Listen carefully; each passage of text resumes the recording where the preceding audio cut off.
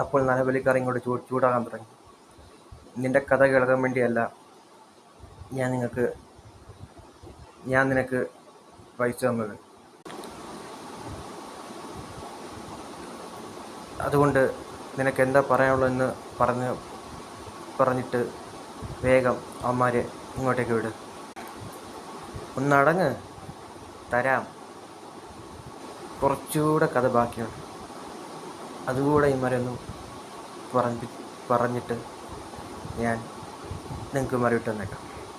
നിങ്ങൾ വെട്ടുകയോ കീറുകയോ എന്ത് വേണമെങ്കിലും ചെയ്തു.